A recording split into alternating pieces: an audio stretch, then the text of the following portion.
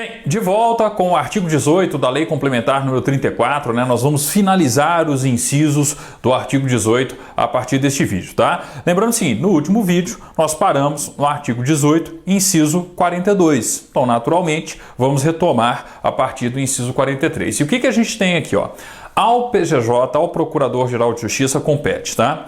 Participar ou indicar membro da instituição para compor a comissão permanente prevista no artigo 155, parágrafo 2º da Constituição Estadual, tá? Então perceba o seguinte, ó, existe uma comissão permanente de orçamento, é a comissão prevista no artigo 155, parágrafo 2º da Constituição do Estado. E uma das funções dessa comissão permanente de orçamento, tá, é verificar se os órgãos públicos estão respeitando os limites da Lei de Diretrizes Orçamentárias, tá? E, de acordo com o parágrafo 2º do artigo 155, o Ministério Público do Estado de Minas Gerais tem assento nessa comissão, ou seja, um dos membros da comissão é alguém indicado pelo Ministério Público. Naturalmente, quem faz a indicação? O PGJ. Só que o importante aqui, ó, é perceber que ele mesmo, se ele quiser, pode fazer parte da comissão, tá? A Constituição do Estado fala que o PGJ tem que indicar um membro, tá? Para fazer parte da Comissão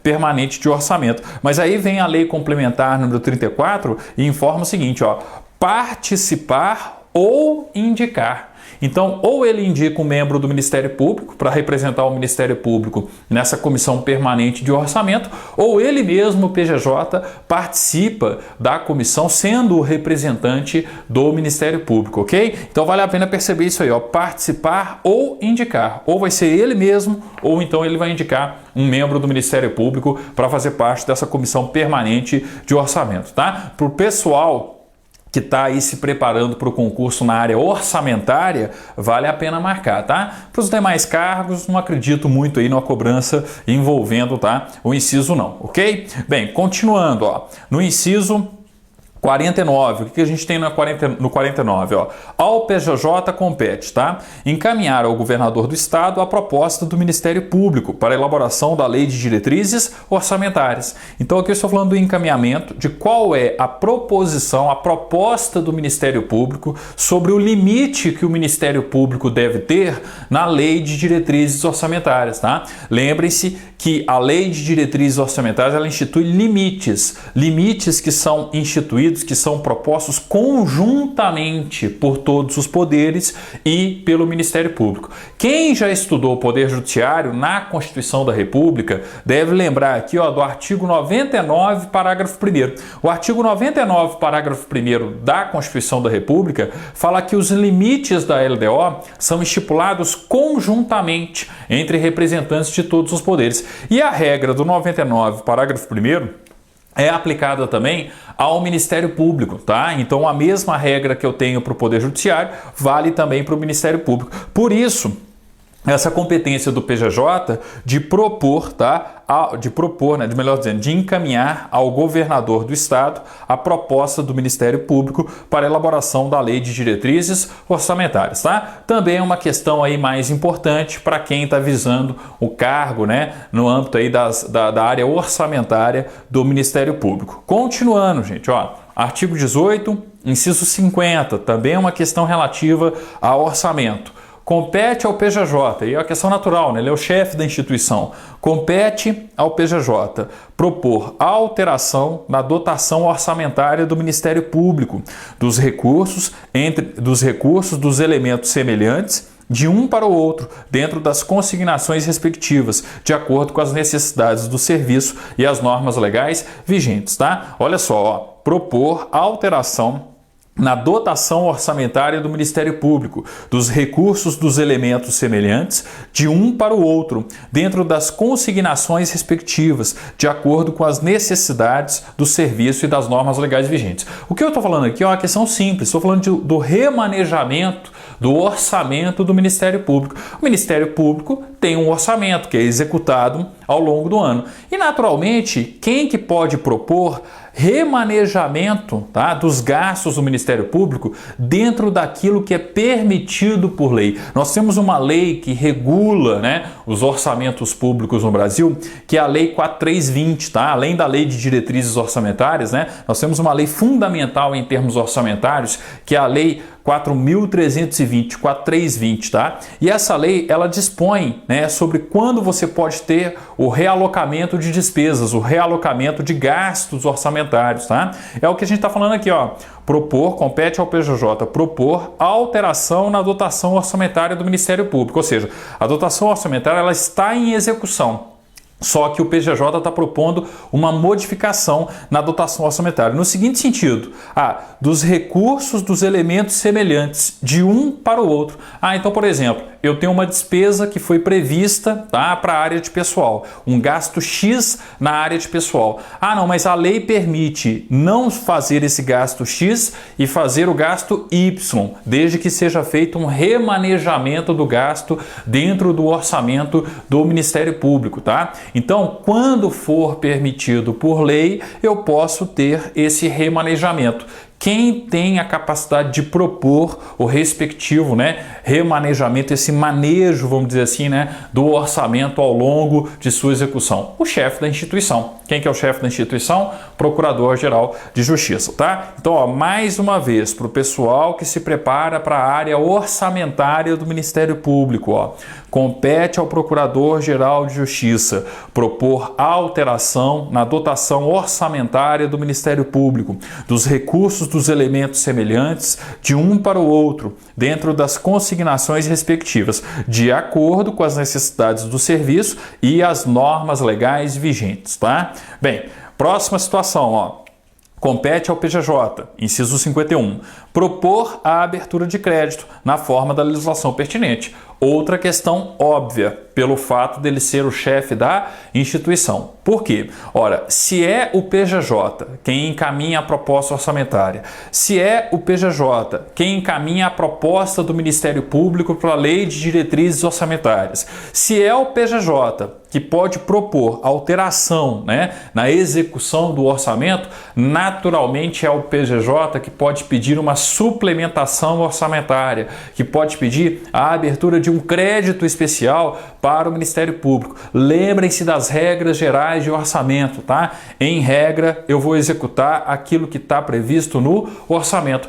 Mas uma instituição pode receber uma suplementação orçamentária, pode receber um crédito extraordinário, um crédito especial destinado a alguma despesa específica, por exemplo? Pode. Naturalmente, quem que vai solicitar isso para o Ministério Público? O chefe do Ministério Público, o Procurador-Geral de Justiça. Questão natural, óbvia e mais uma vez, importante para os cargos orçamentários do Ministério Público, tá? Depois, questão natural também.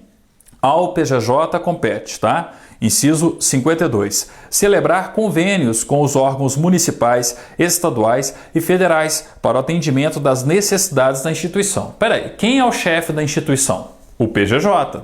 Então, naturalmente, na relação do Ministério Público com os municípios, na relação do Ministério Público com os estados, com o Estado, né? Enfim, na relação do Ministério Público com outras instituições, né? Dos mais variados níveis federativos, eu preciso ter uma relação institucional feita pelo chefe da instituição. Quem que vai representar o Ministério Público assinando o respectivo convênio, celebrando o respectivo convênio? PJJ. Então, a questão natural, né? A quem compete celebrar convênios, tá, com órgãos municipais, estaduais e federais para atendimento das necessidades da instituição. PJJ, o chefe da instituição, tá? Depois, inciso 53. Vale a pena marcar um inciso 53. Por quê? Porque, na verdade, isso aqui é uma decorrência de uma função institucional do Ministério Público, tá? Olha só, ao PJJ compete, tá, requisitar de qualquer autoridade repartição, secretaria, cartório ou ofício de justiça,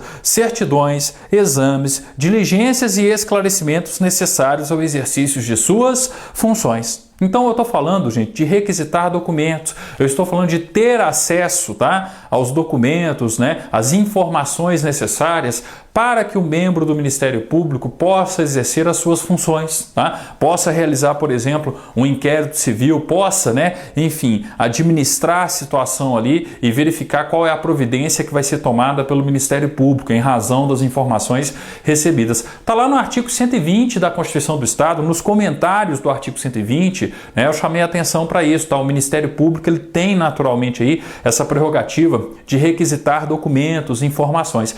Naturalmente, como o PGJ é chefe do Ministério Público, tá?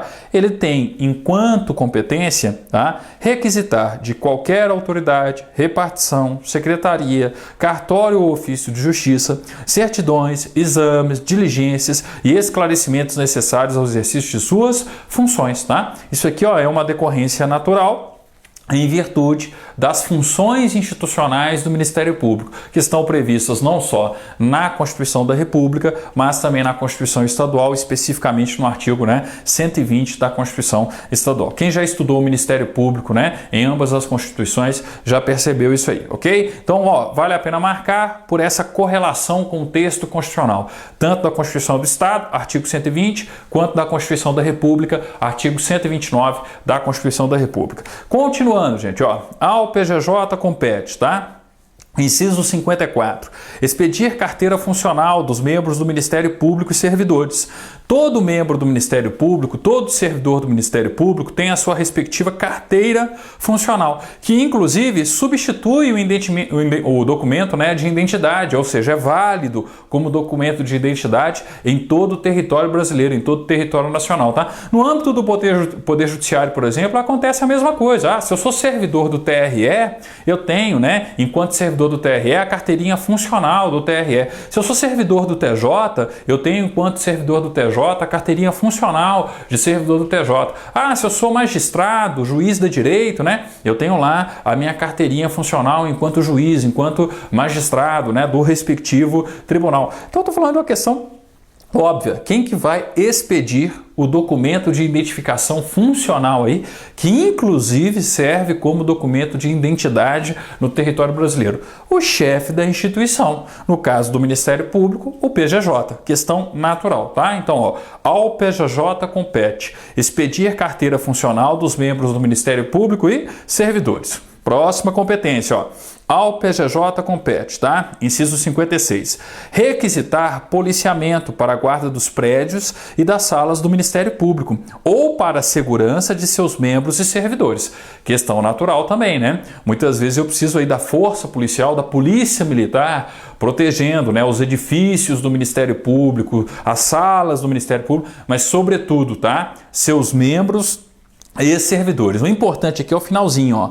Requisitar policiamento para a guarda dos prédios e das salas do Ministério Público ou para a segurança de seus membros e servidores. Então, exemplo, tá? Eu tenho o promotor de justiça criminal de Ribeirão das Neves, tá ameaçado de morte pelo chefe do tráfico local. É só um exemplo, tá? Tá ameaçado de morte aí pelo chefe do tráfico local. Peraí, ele precisa de proteção da Polícia Militar, do GAT, né? Da Polícia Militar? Precisa. Quem que vai solicitar essa proteção à Polícia Militar? O chefe do Ministério Público, Procurador-Geral de Justiça. Questão natural, tá ok? Então a gente tem aí uma competência, né, inerente ao PGJ. Depois, gente, ó, ao PGJ compete, inciso 57, ó, fazer publicar no órgão oficial do Estado. Qual que é o órgão oficial do Estado em termos de publicações? Qual que é a imprensa oficial, né, do Estado de Minas Gerais? O Minas Gerais. Eu não tenho o Minas Gerais, então a imprensa oficial ela não publica ali o Minas Gerais. Então, ó, fazer publicar no Minas Gerais, no órgão oficial do Estado. Semestralmente, nos meses de fevereiro e agosto, a lista de antiguidade dos membros da instituição, bem como a relação das procuradorias e das promotorias de justiça vagas e os correspondentes critérios de provimento, tá? Gente, peraí, se eu falo de progressão na carreira, a progressão na carreira, ela ora não vai ocorrer por antiguidade. Ora, né? Melhor dizendo, gente, ora ela não acontece por antiguidade. ora ela não acontece por merecimento, antiguidade e merecimento não são critérios de promoção na carreira do Ministério Público, assim como são critérios de promoção na carreira da magistratura, então é fundamental a organização de uma lista de antiguidade, tá? Então é por isso que eu tenho essa necessidade de publicação. Ao PGJ compete fazer publicar no órgão oficial do Estado, Minas Gerais, tá? Semestralmente, nos meses de fevereiro e agosto, a lista de antiguidade dos membros da instituição, bem como a relação das procuradorias e das promotorias de justiças vagas, tá? E os correspondentes critérios de provimento. A informação tem que ser pública, eu tenho que dar publicidade e, naturalmente, isso vai acontecer através da publicação no Diário Oficial, tá? Depois, fazer publicar no órgão oficial do Estado, a linha B, anualmente, até o dia 31 de dezembro, a tabela de substituição dos membros do Ministério Público nas comarcas. Outra questão natural, por que eu preciso publicar? Por que o Ministério Público, através do PGJ, precisa mandar publicar essa lista de substituição, essa tabela de substituição de membros do Ministério Público? Eu sou promotor de justiça na comarca X, tá? Só que vai chegar uma hora que eu vou entrar de férias, vai chegar uma hora que eu posso estar de licença. Quem que vai me substituir? Se eu estiver falando, por exemplo, de uma comarca de primeira entrância, onde eu tenho um único promotor de justiça. O promotor de justiça da comarca X entrou de férias. Quem vai substituí-lo? O promotor da comarca vizinha. Então existe uma escala de substituição. E essa escala de substituição entre as promotorias, entre os promotores, é fixada através de uma tabela que precisa ser publicada, tá, pelo PGJ no Diário Oficial do Estado, no Minas Gerais, anualmente, até o dia 31 de dezembro.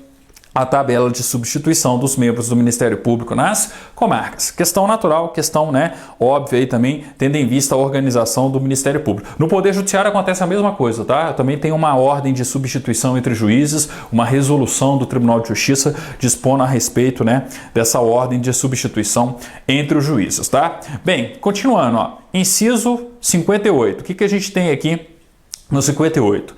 Ao PGJ compete propor a verificação de incapacidade física ou mental do Ministério Público. Vou pedir para vocês marcarem. E por quê? Olha só.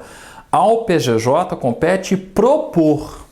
Não é ele quem decide a respeito da incapacidade física ou mental de membro do Ministério Público. Isso precisa ser decisão de um órgão colegiado. Mas ele pode propor, tá? Então percebam, ao PGJ compete propor a verificação de incapacidade física ou mental de membro do Ministério Público, ok? Podem marcar aí o 58, ele é importante, tá?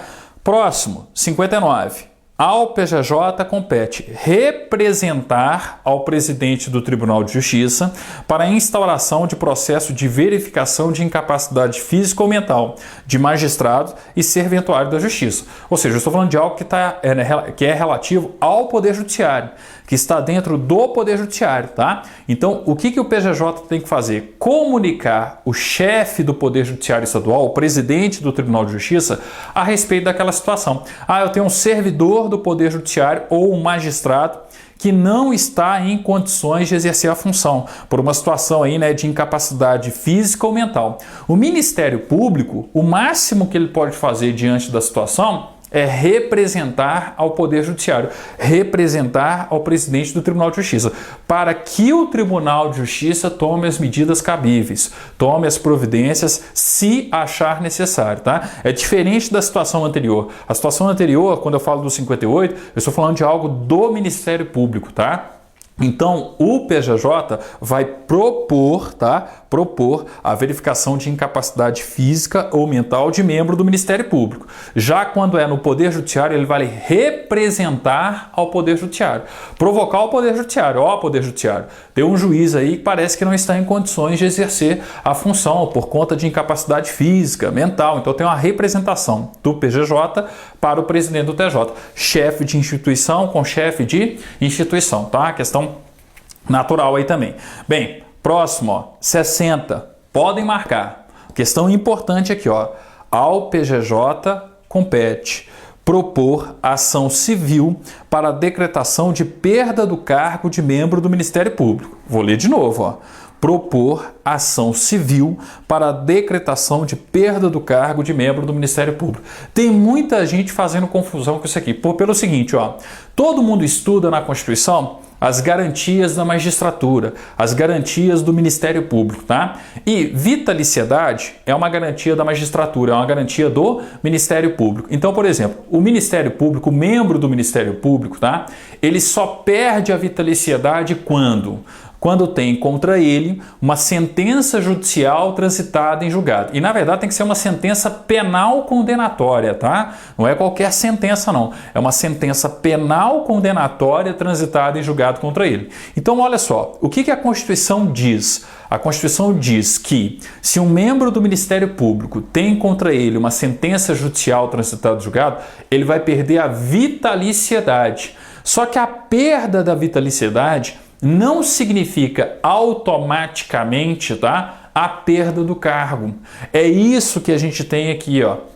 A partir do momento que se perde a vitaliciedade, a partir do momento que o membro do Ministério Público perdeu a vitaliciedade, o que o PGJ precisa fazer? Ele tem, enquanto competência, enquanto dever até mesmo, né, que propor ação civil para a decretação da perda do cargo. Ou seja, primeiro o membro do Ministério Público perde a vitaliciedade. Aí vem o PGJ e propõe uma ação civil que vai culminar com o quê, gente? Que vai culminar com a perda do cargo do membro do Ministério Público. Entenderam? Tá? Então, cuidado, ó, tem gente fazendo confusão, tem gente que não entende essa competência do PGJ. Eu tenho que lembrar que a perda do cargo não é automática, não significa o seguinte, ó, teve sentença judicial transitada em julgado contra o membro do Ministério Público, automaticamente perdeu o cargo. Não, automaticamente ele perdeu a vitaliciedade.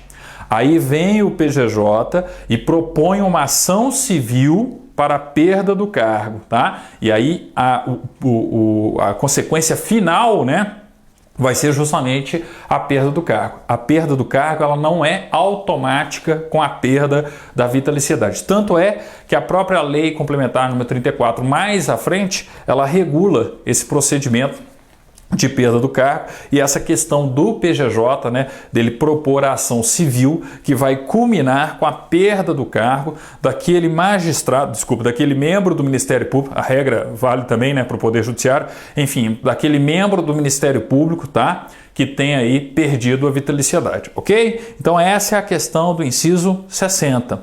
Ao PGJ compete propor ação civil para a decretação de perda do cargo de membro do Ministério Público. Lembrando que a correlação é a mesma no Poder Judiciário. Quando um juiz perde a vitaliciedade, ele não perde automaticamente o seu cargo, tá? Aí eu vou ter a mesma situação, o ajuizamento de uma ação civil para a decretação da perda do cargo do magistrado, tá? Então primeiro perde a vitaliciedade, aí eu tenho a proposição da ação civil que vai culminar posteriormente com a perda do cargo. A perda do cargo não é automática, não é concomitante, tá, com a perda da vitaliciedade. É um detalhe que pouca gente sabe, pouca gente estuda aí, tá? Mas basta observar a legislação como todo, basta observar os regimentos internos, tá, dos tribunais como todo, para perceber essa situação, ok?